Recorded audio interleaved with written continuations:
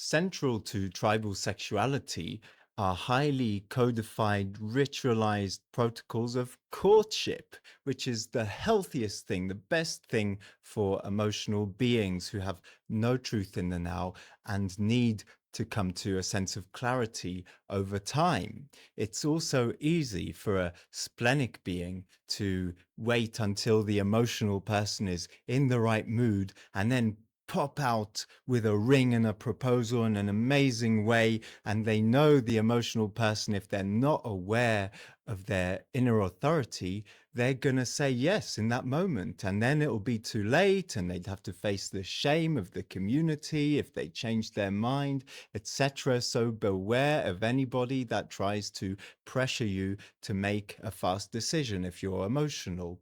Take your time. Even if it's Prince Charming that rides along and proposes, you tell them, thank you, I'll get back to you in a few weeks. You see if they come back. You've got to play hard to get if you want to get a healthy relationship as an emotional being. As we saw in the last video about how a stream of awareness is structured, you can see this courtship process as a journey from the 19 to the 49 to the 37, finishing up in the 40, the bargain, the contract of the relationship.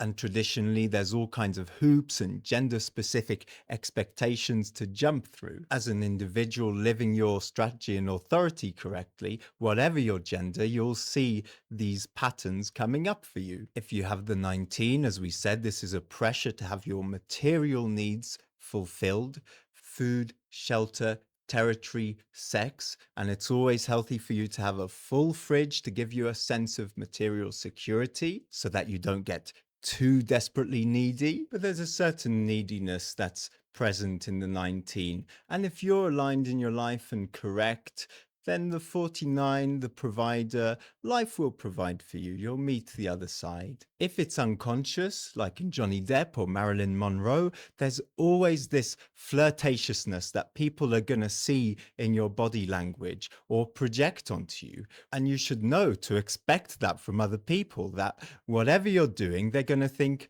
you're flirting with them, whether it's serious or not. And you can have fun with that, or you can try to be as clear as possible. Like Marilyn Monroe, she really mastered when to turn that on or off. But she's a projector, so deeply aware of the other and their response to what she's doing. And she's also got this 39 gate of provocation here in her Pluto, both conscious and unconscious. So she's here to provoke the truth out of others. If you're a projector, then you're looking for energy to connect with, to plug into in the not self in a very desperate, annoyingly needy way. But in the true self, it'll just come to you through invitation. But know that you have a right to see what kind of energy, the size of the bank account of the partner that you're considering, what you have to work with, basically. If you've got tribal streams of sexuality and bonding, you've got to consider the material side of the relationship. Love is very nice, but someone's got to pay for it. No, you can't marry poor Papolina, my son, because we've arranged for posh Princess Portia's family to give us 300 acres and 1,000 cows in exchange for our shipbuilding business, is what the tribe looks for and says. And although that doesn't happen so much in Western countries like the UK or the US, I mean, it still does. But if you spent time in, say, India, you know that happens all the time. And there are very ritualized protocols to follow of the families meeting up, being very transparent about their net worth, exchanging gifts. If it's really posh families, they'll even gift a car to each other. And this is even before the wedding, right? This is even before the 49, as the individual or their family has fully accepted the approach of the 19. The 49 is a gate of principles. It's emotional, so it needs time. And traditionally, there's a lot of back and forth and arrangements and discussions and feeling into on both sides if it's the right kind of deal. And only then do we get to the 37, the gate of family representing the mouth. Only then do you get to kiss the bride or the groom. These are mystical channels. Traditionally, spirituality and religion starts in the tribe, communally, and in the family, which is the most sacred thing for the tribe, who see sex in the context of marriage under God. And they have huge problems, say, with the shadow side of collective sexuality, which has no sacredness and no respect for the body or the family or anything or anyone at all. It's just about having a fun or different or new experience, and good for them. But the tribe have huge issues with that. Infidelity can destroy entire families, start wars and transgenerational traumas. And to someone collective, it doesn't even matter, they just wanted to do it with someone else, big deal. But when you look at religion and morality, so much of it has to do with controlling sex and its consequences. If there was no sex, there'd be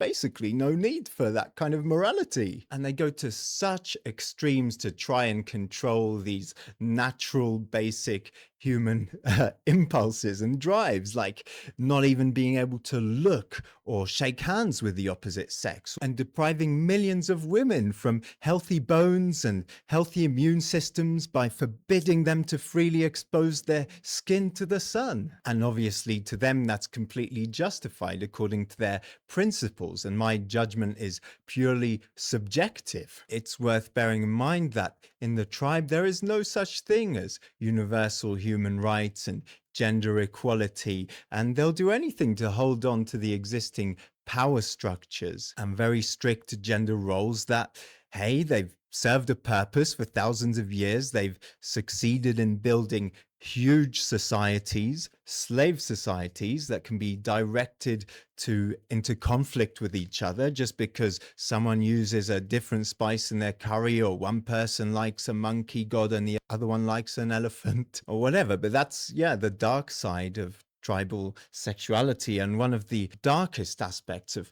tribal sexuality is male and female genital mutilation. And I have no idea what the exact origin of that is, but it's a global phenomenon from many African tribes committing atrocious genital mutilation, both male and female, to the male circumcision in Islam and Judaism, and even in the secular USA, where 50% of baby boys are still circumcised in hospitals.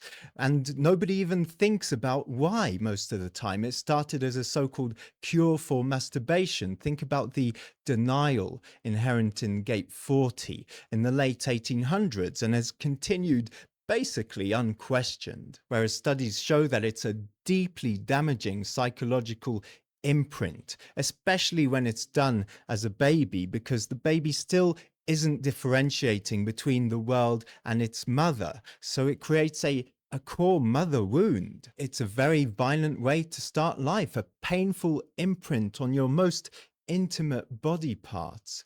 And I remember reading about sociological analyses of the proportion of the amount of violence versus pleasure in a society, and they're basically mutually exclusive of one of the other. The more violence you have, the less pleasure. The more pleasure, the less violence. So make love, not war. And I'm becoming aware that I've focused a lot on the really dark shadow aspect of tribal sexuality.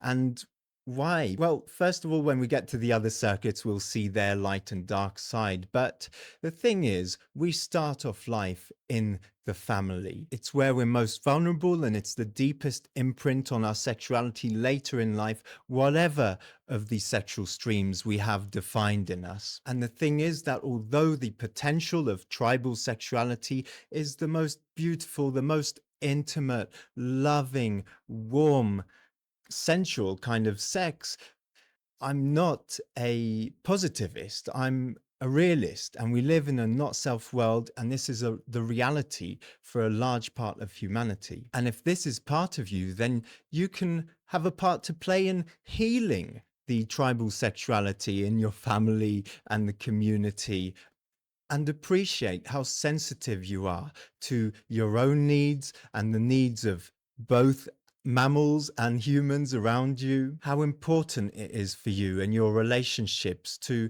communicate and navigate a fair bargain that's mutually supportive and respectful for everyone involved. The material side of things is not something that you can ignore if you're tribal. And there's a funny phenomenon that happens over time for tribal couples. What happens is, as they get more successful, their body shape tends to get a little bit fatter because that's the symbol of success and opulence in the tribe.